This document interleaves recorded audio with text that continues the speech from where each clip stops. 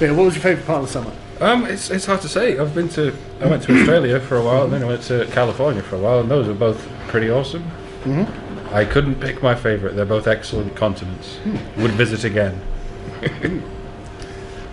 But yeah, I think the shit's gone from bad to worse this year, hasn't it? They're really cracking down, aren't they? It was funny how, like, 3 years from now, all we had to worry about was feminists.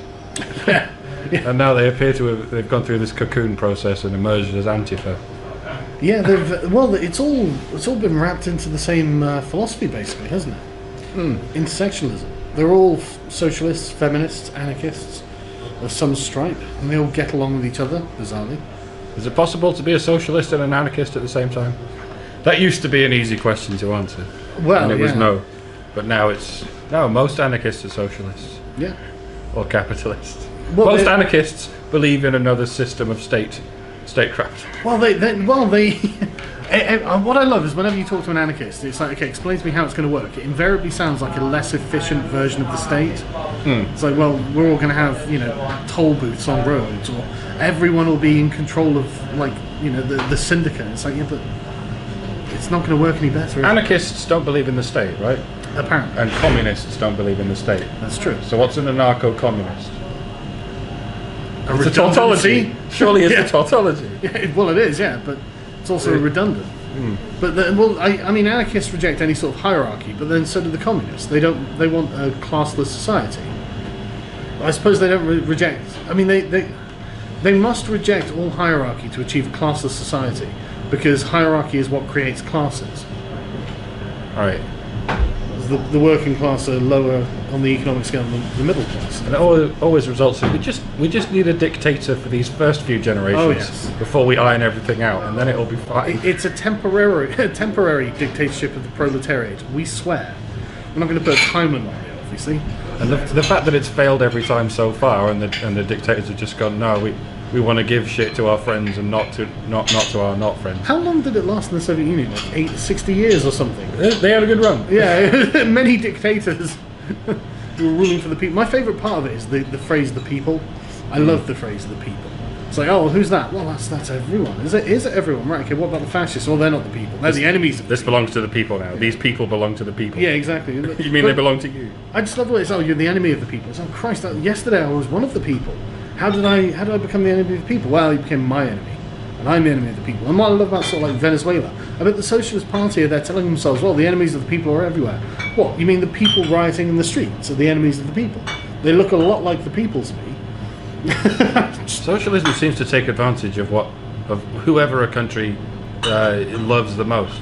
And in the case of Eastern Europe during the early 20th century, that was the workers. Russia loves the workers more than anything. But then socialism came to the West and discovered that the thing we love most is women. And that particular socialist routine has been going on for at least 100 years. We rather like our bourgeoisie as well. Do we? Oh, we absolutely do. It's horrendous. I hate it. The bourgeoisie in the West are unself-aware to the point of maddening. It just absolute madness, in fact. I just can't understand how, like, Garrett is the perfect example. He's a historian. He's got the softest hands ever, and he's there wearing a burqa in front of a flag that says "Industrial Workers of the World Unite" on his profile picture. He was. I think he's taking it down. But it was just like, industrial workers, Garrett. You go to the north and go speak to some of the ex-steel workers. Look at their calloused hands and ask yourself, how much do you really have in common with these men? Supremely ironic that workers don't like socialism, no, or communism, or any of the movements that speak for workers. For what they have. They don't want any of it taken away. Yeah. It's just baffling. So these people are not in any way connected to the workers now. And Owen Jones, for example, how long would Owen Jones really last in a factory? I really want to find out. He'd start vying for the manager position as soon as possible. Yes, he would. Yes, I understand socialism. Probably how he got where he is today. Well done, Owen. Yeah, I've been loving his Guardian columns. Just the numerous contradictions, just month after month. So, okay, Owen. Still not as bad as Corbyn. Or is he? I don't know. What if we replace Corbyn with Jones? What would happen? Jones is a full-on demagogue, though. That's the thing. I love what...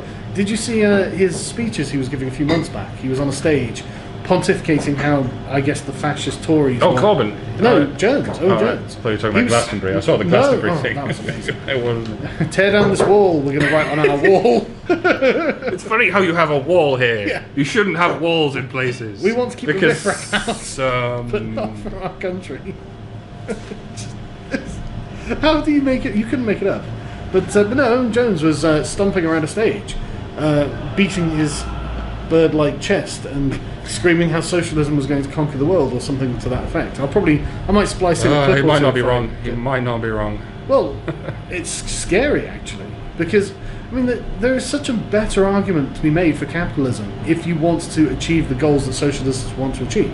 What do you want? We want to help the poor people. Well, how do you do that? By making more poor people and making them hungrier. They're making the rich poor. Yeah, I mean I'm not saying that capitalism doesn't have flaws. But diabetes among the poor is one of those flaws. It's true. Again, much like the feminist thing, for all of history, like women were reported as happier than men. Yes. And we can't fix this by making men happier, but you know what we can do? Yeah. We can make everyone unhappy. And that's true. And then we'll be isn't it? equal.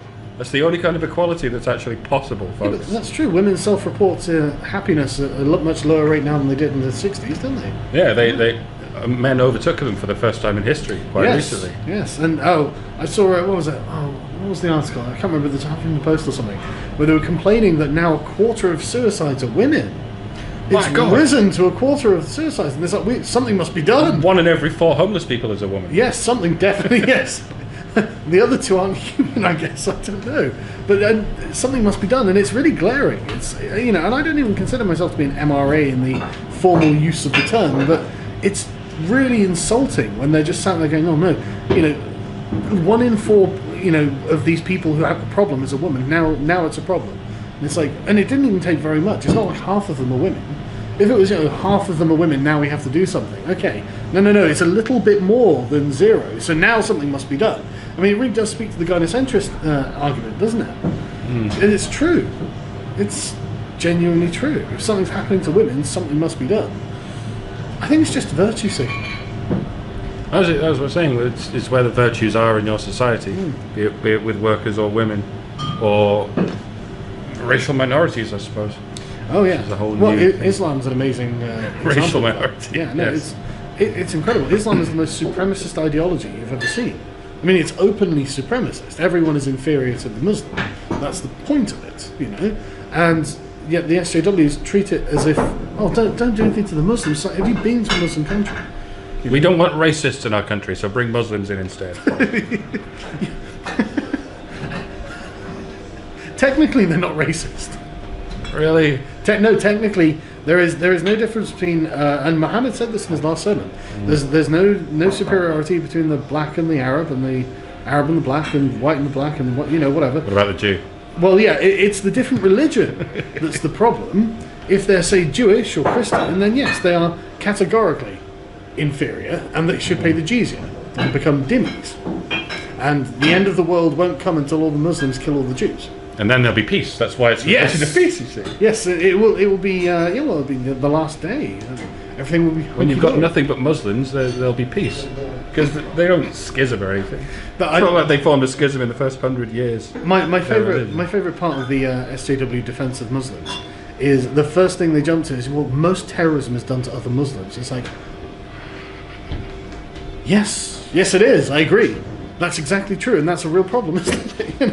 Do you think that if the entire world became Islamic in some variant, then are you suggesting that there would be more terror attacks or less? And their argument already has implied directly that there would be more. I think it's a very negative way to look at things, That's, what are you going to do? They can't help themselves, can they? They really are continuing the white man's burden. Muslims mostly attack other Muslims, so Islam isn't bad. Well, by the way, men get raped. Yeah, but it's other men who do the raping, so men are bad. Flippity floppity flip. Remember Principles? No. Remember them? They were great. I can't remember the last time any one of these people discussed Principles with me. I had one in the 80s. I think I left it behind the fridge. No, seriously, these people never discuss Principles. They're not interested. Because as soon as you get, going back to the socialists, as soon as you get into Principles, what do you want to do? Oh, we want to reduce world poverty. Okay, well, socialism doesn't do that. Well, give me an example when socialism has actually lifted anyone out of poverty. Exactly, right? Stalin. No, he didn't lift anyone out of poverty. No, he was lifted out. Oh, well, that's true. Yeah. Well, I was thinking about this. Is maybe Jeremy Corbyn's socialism is actually just a get-rich-quick scheme. But the whole thing I find really baffling. It's just like, let's assume from a functional perspective that you actually genuinely want this. Isn't socialism just like demonstrably wrong? No, because all the other times it wasn't proper socialism. Real socialism. Yeah, should have guessed that. No true socialism. So the chap earlier was saying we should call democratic socialists and socialism. What do you think? I didn't know democratic socialism was a thing. I thought democracy and socialism were different things. Well, in reality, they are.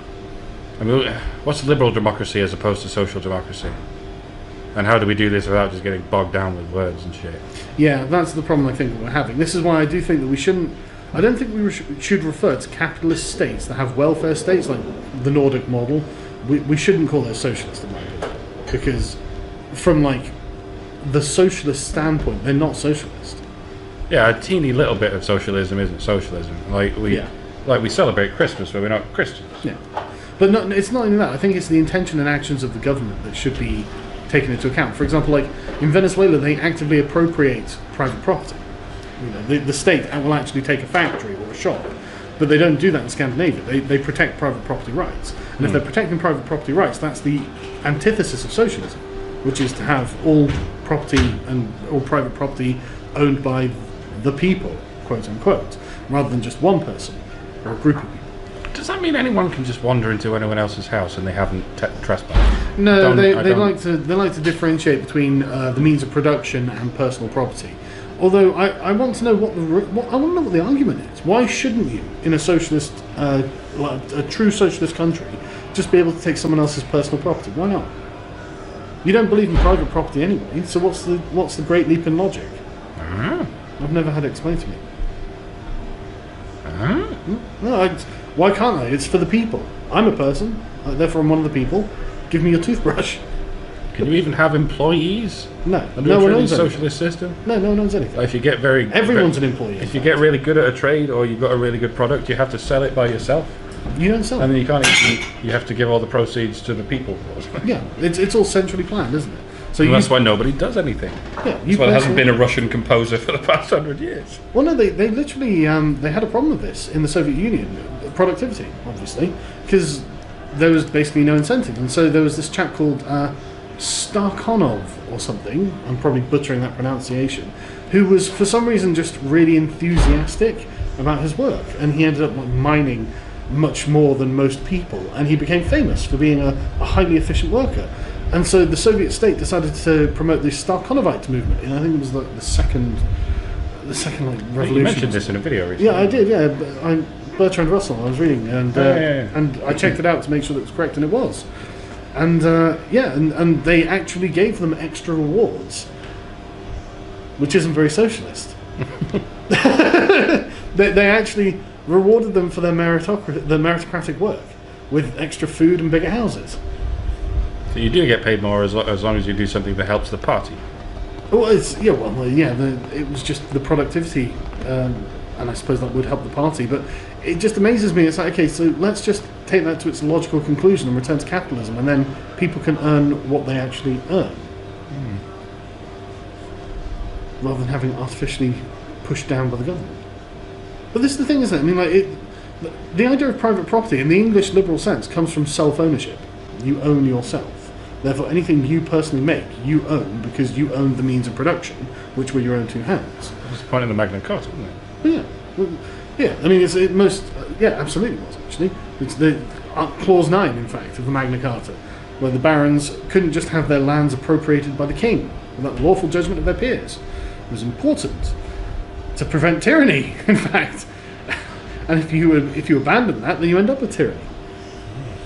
It's funny how that works, but this comes from Locke's conception of the purpose of the state is to protect private property, your private property beginning with you, and extending to anything that you own. And so it seems to be a good incentive. And this comes back from like Aristotle all the way back, where he was commenting, look, anything held in common is not treated with respect by anyone.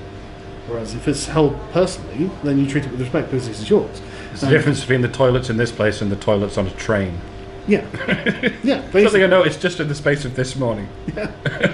Wow, I hope I don't have to go to the toilet on a train. Yeah, well, like the because that's public- everyone's toilet. Yeah, so it's public covered in toilets in the piss and it street. stinks. Yeah, exactly. But the toilet in your own house probably isn't. No, it's covered in piss and it stinks. No. Most people's house. It's yeah, it comes down to the principles under which you operate, doesn't it? It's interesting how they never talk about principles anymore. I guess they've settled that score. But I'm doing a lot of talking. You should talk. Well, this is how it's always going to work. I've only had 3 drinks. And you Come back when I've had 7. You're an absolute nightmare to interview. I know, sorry. It's fine. You see me on live streams, this is way more talking than I would ordinarily do. So what else has been going through your mind other than socialism? How's that been it? Well, the future of the internet's looking grim, isn't it? Okay, well... For all I know, I've already been banned from YouTube, and I can look at my phone now and Google's going to say, no, you're gone, fuck off. Well, I'm still there, it's good. Oh, honestly, I do wake up in the morning and check just to see. Because overnight, I don't know what's happened. Yeah. Are you on gab.ai yet? I am not. I've got into VidMe and Minds have been on them for a few months. Yeah. I'm going to take a look at Gab very soon. I would recommend it. It's actually, I'm preferring it to Twitter just because there are less annoying people on it. The worst I get is the right-wing SJW saying you're a communist. And it's like, I don't think you understand what I've been saying if you think I'm a communist. But yeah, they're calling it alt tech at the moment, aren't they? Are they? They are. Well, Which is a fine it's an thing. alternative Yeah. tech Exactly. to the monopoly, and it is a monopoly. It's worrying how they. I mean, like, did you read Susan Wojcicki's statement on James Damore? Yeah, I did a video about it. Oh, did you? I didn't. Yeah. Oh, I didn't see that. It was one of my little codger puppet videos. Oh, right. Okay. I translated it Yeah. into the gender flip. But I love how she just outright denied biology. Yeah. Science And, denial. and advertised the fact that she told her daughter that she must also deny biology. Yes. Yes, exactly. And it's like that's the CEO of YouTube. Yeah. She's effectively a gender flat earther. And it's like, right, okay. I mean, James Damore's firing. What was he fired for? Advancing harmful stereotypes, gender stereotypes. That's a scarily Orwellian. What did you hold the door for a lady or something, James? That's a harmful gender stereotype. And we're going to sack you and call you an evil white man because we don't like stereotypes. Exactly. How very dare you, James? Evolutionary psychology is not real because biology isn't real. These people are insane. How is it? Maybe this is going to grow into 2 internets: a left-wing internet and a right-wing internet. Wow, we can argue with both factions. I'm going to go to Gab for a few minutes and argue with the right-wingers, and going to go to Twitter for a few minutes and get banned. Well, yeah. Thanks, Jack. Actually, no. You've done me a service now. I really fucking hated Twitter. It's a time sink. It's a waste of my time, and I knew it as well when I was using it. But it's addictive. I only ever do it when I'm away, when I'm out of the house, when I'm on holiday and I've got nothing else to do but waste time on Twitter. I feel for the poor bastards who do it from the comfort of their own home. But the thing is, it's not like Twitter haven't been quite open about their left-wing bias. And I saw an article in the Times the other day calling Gab.ai a far-right social media platform. And as far as I can tell, it's only because they don't censor conservatives. It was even called Twitter for racists. Was it? By someone. I think we covered it in the Raging. And Really? we sort of thought, is that worth legal action? Could you call it Twitter for racists? Is that not defamation of some sort? Should we call Twitter for cucks?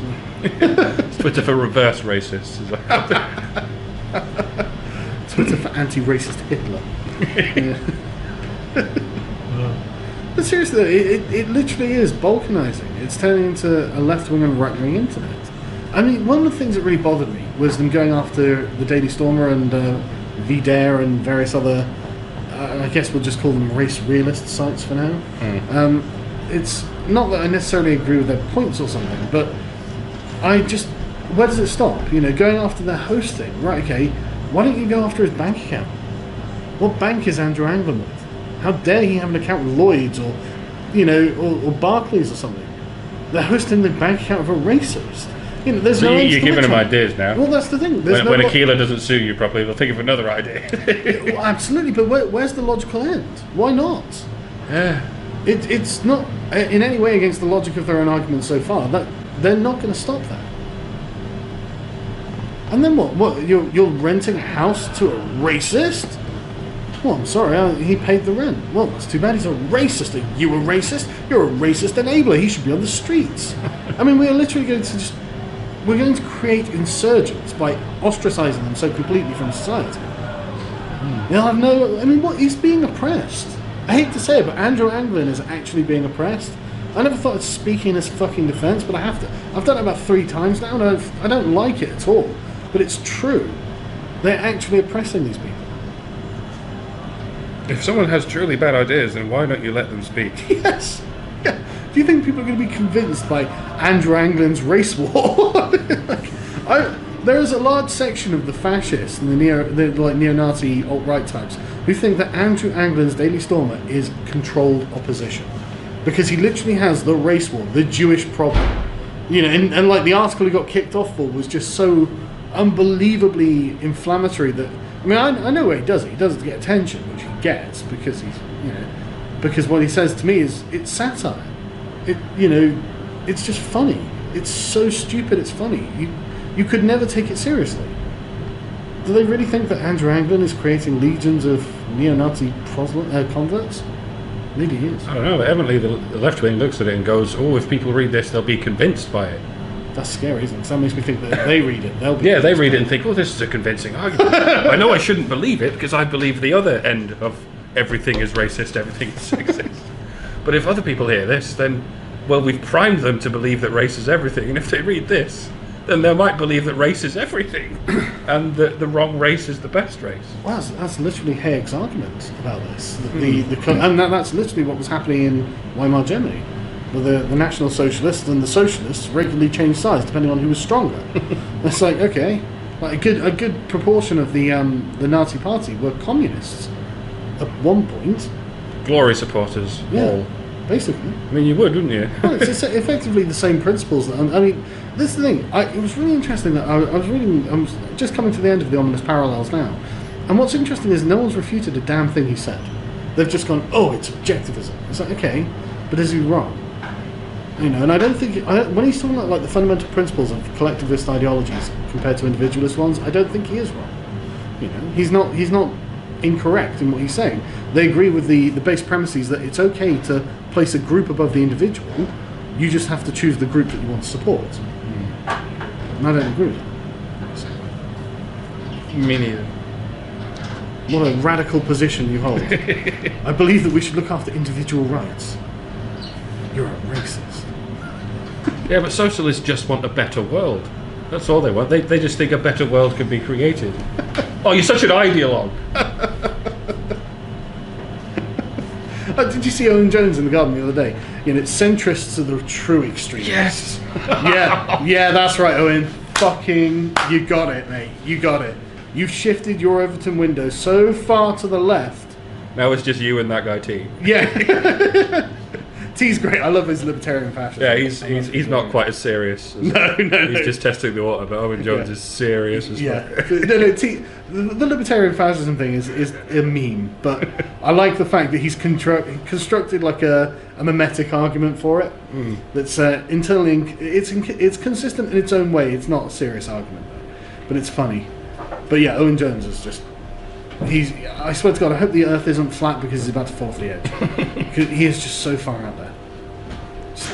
And I love the way that they changed the title as well. No, they're the real ideologues. Centrism isn't even an ideology.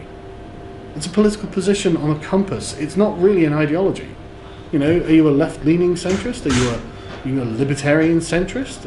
Fascists. The Nazis were relatively centrist, just hugely authoritarian. You might say newborn babies are centrist, but then you might get into the same argument as newborn babies are atheists. No, they're not. They haven't made a decision, so you can't say anything. Which is centrism isn't neutral either, is it? You have to at least have recognised that there are two. It's a positive position, as in rejecting the extremes, presumably.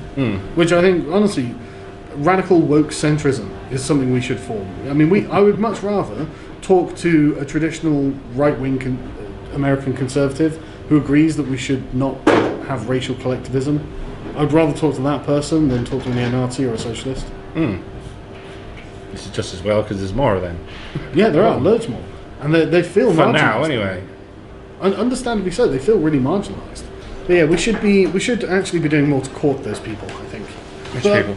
The sort of right-leaning Christian conservatives, because as long as we don't talk to them about atheism or secularism, we can at least have a conversation about, well, the rest of society that makes sense. We agree on the terms, and we, can then have the platform of discussion there. Whereas we don't agree on any of the terms of the socialists or the fascists. The thing we have in common is we don't like people worshipping false gods. Yeah. And socialism is a false god. Yes. Even the socialists don't think it's a god. Well, no, they've replaced the abstract notion of the people with God, haven't they? And this was The other way around, yeah. Replace God with the abstract notion of the people. Sorry, yeah, I meant that the other way around. But this was something that Peikoff was talking about as well. He's basically like taking the people as the voice of God and the ultimate good.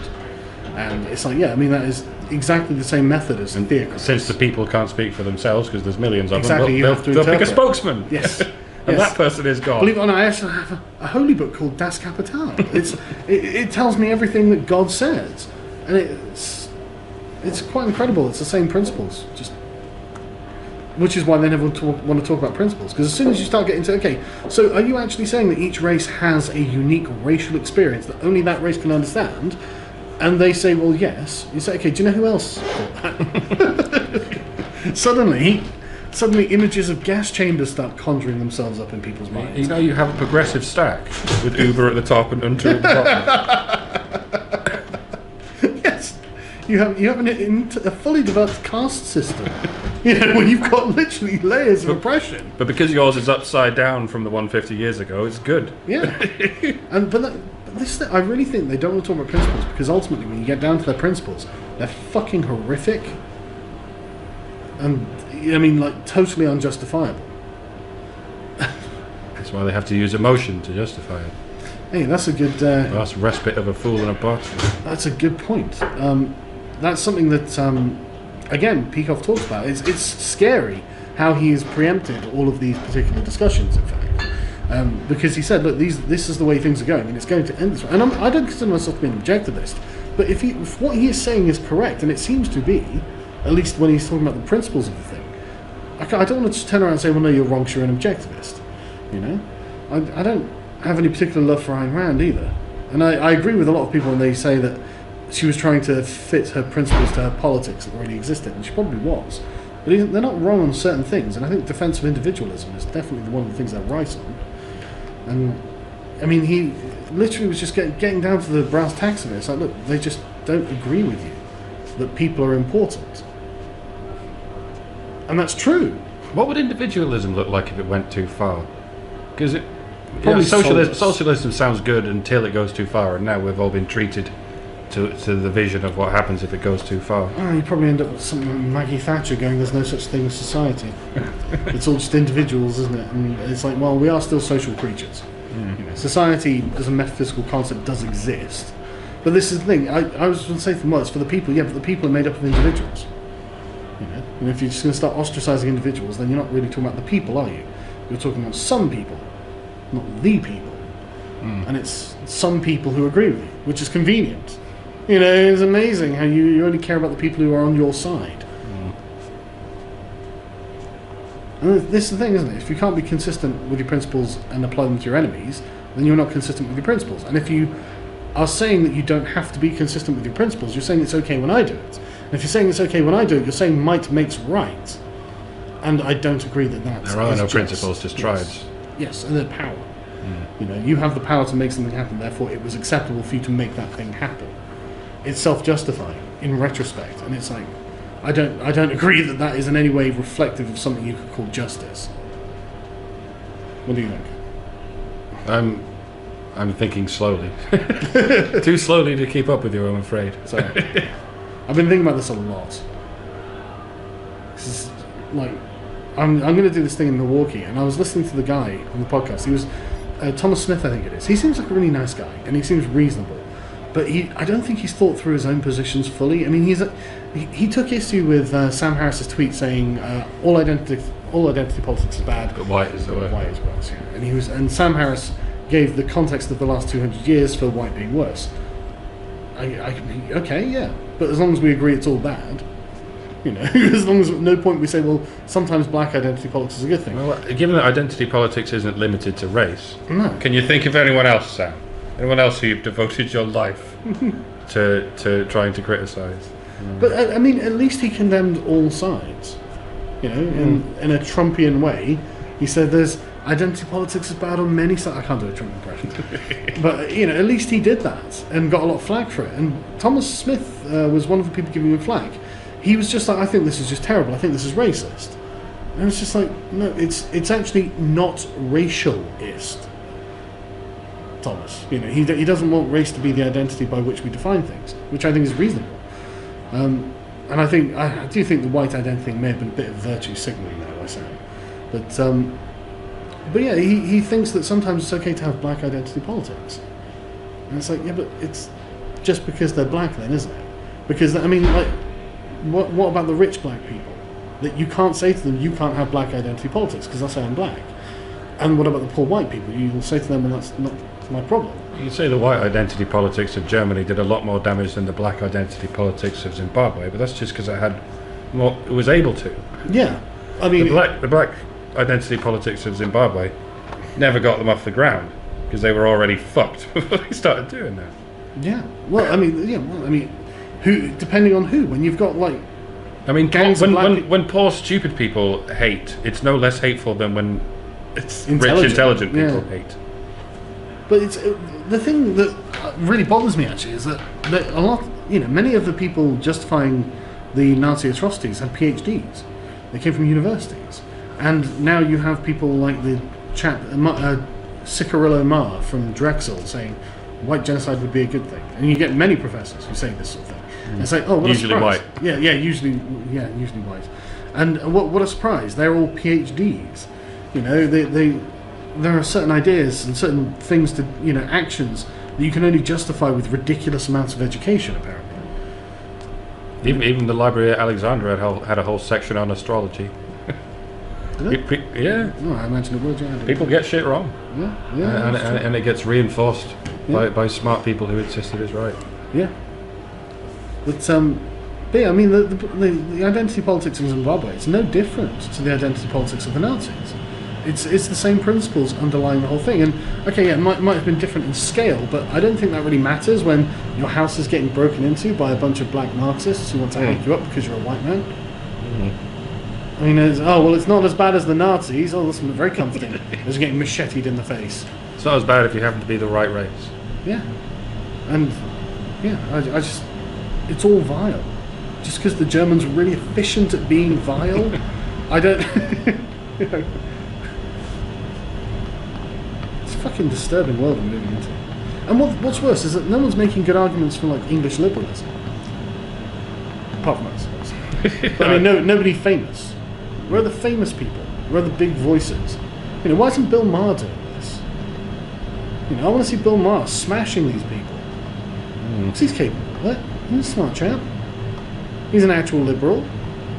Sam Harris is an actual liberal. He could be doing it. But he's just not very good at politics, I guess. And they're also Americans. Maybe they've still got a bug up their ass about English liberalism. Call it American liberalism then. Yeah. Call it Enlightenment liberalism, which is what it really is, I mean, these are the values that America was founded on, and I don't see anyone other than the sort of constitutionalists hitting this drum. And it's really frustrating because the constitutionalists end up getting conflated with the Nazis, to whom they're completely opposed, obviously. And I can't see why socialism has taken over the left. Well, I can see why. It's because they can afford it. Yeah, and no one's got any spine to stand up for. Socialism happens as soon as you can afford it, it seems. I love the way it all comes from a guilty conscience with the rich kids there. I mean, like Sam Chris on Twitter was amazing. He tweeted out how he was obviously reading a book on Mao, and he was tweeting out how it was too good for them that he made them crawl on their knees through the landlords crawl on their knees through broken glass, and it's like, yeah, that's so compassionate, Sam. It's too good for him. You'd have done worse, would you? Fuck. So tell me about your father, Sam. Sounds like you've got a few issues. And the thing is, he was doing this from the side of a pool, out in in Italy or somewhere. I don't know where he was. Poolside with his girlfriend, complaining that the poor people were being oppressed by the Chinese landlords. It's like, hanging's too good for him. Huh? Scary. But you've got to talk.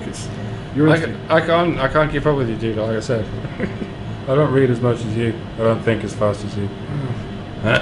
Sorry. I have to read loads because I constantly get accused of not reading for some reason. How are things going in the men's rights movement? You abandoned the label yet? Like I said, you should. No. Good. No, I won't be abandoning Kyrgyzstan anytime soon either. Good. Yeah, I was wrong. No, yeah, that's fine. That's fine. It looked like a sound tactical maneuver at the time, but there is something to be said by sticking to your guns and just saying, no, you are wrong, I'm going to carry on. I'm waiting for the moment I can get someone in when they call me a Nazi and I can go, you don't need to call me a Nazi, I'm an MRA. Call me that, that's worse. Now, that's a good question. Is it worse? I don't know. I don't know if it's worse in these folks' minds or not. I was wondering, like, 2 or 3 years ago, they're like, how much they're going to be able to manipulate people by just calling them an MRA or a gamergator. But evidently most people don't know what those things are. No. So they had to up the ante. No, we need to call people Nazis. Even little kids know what Nazis are. Well, I love that Devon Tracy keeps making videos saying that none of these people are Nazis or idiots. Because he actually knows what a Nazi is. It's like none of these people are actually Nazis either, that's the thing. Yeah, is that not the equivalent of there's no such thing as a real communist? Well, there are real Nazis out there and there are real communists out there. And it's pretty hard to tell where the line is, isn't it? Yeah, it's people who... I actually agree with Richard Spencer when he said, look, the alt-right's coming from... He was saying this in 2016. He was saying, look, it's coming from the modern day.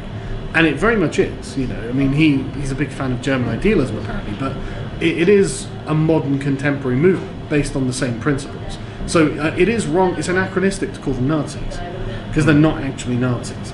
And they don't actually believe exactly the same things, but they're very similar to the point where it is a meaningless distinction, but it's more of a cultural thing, the cultural sort of atmosphere of it. I'm not saying they wouldn't kill the Jews, they might, but it wouldn't just stop at the Jews, but then neither the Nazis. And I suppose the communists could well be called Stalinists. God. So this libertarian fascism is sounding better every day, isn't it? With a small L and a big F. But the helicopter industry is going to be booming. Fleets of Black Hawks. Presumably little Kyrgyzstan insignias on. Seriously, what are we going to do? I mean, we are actually being persecuted.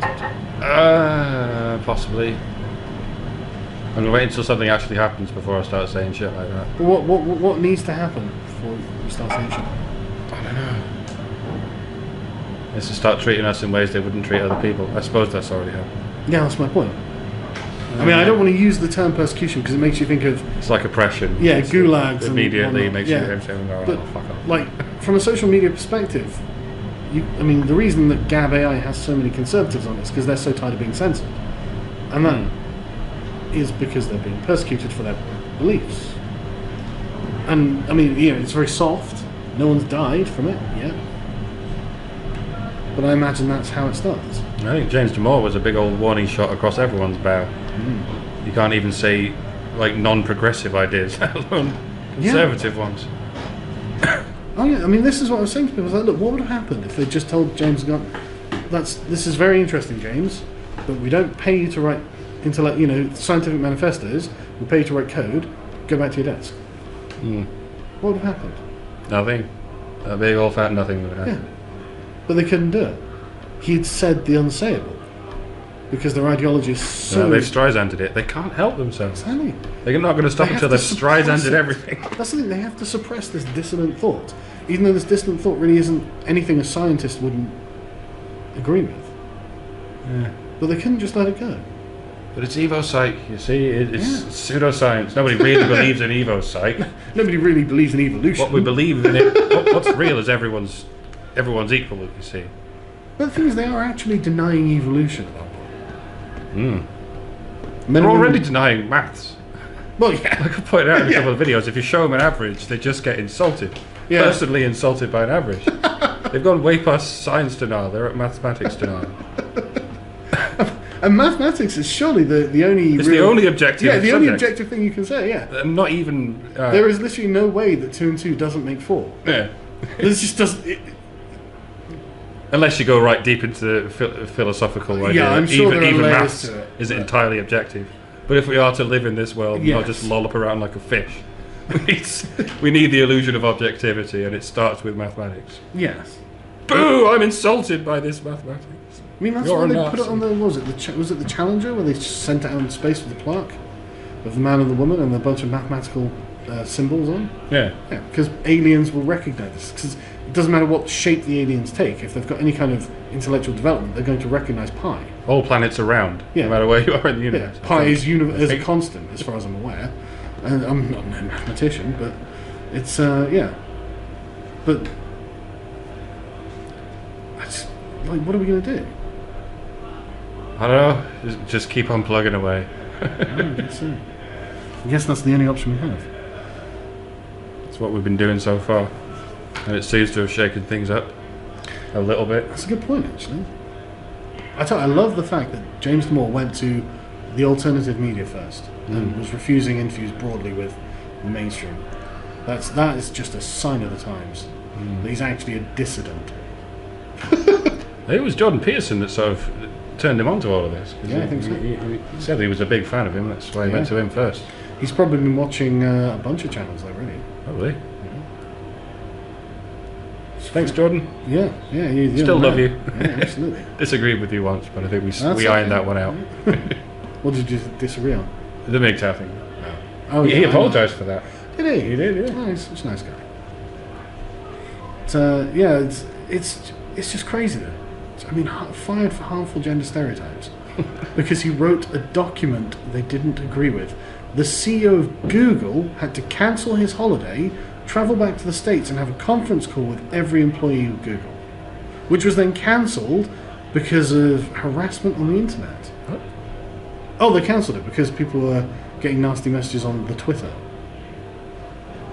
For a change. Well, Yes. that happens every day, surely. Yeah, but they completely Sarkeesianed it.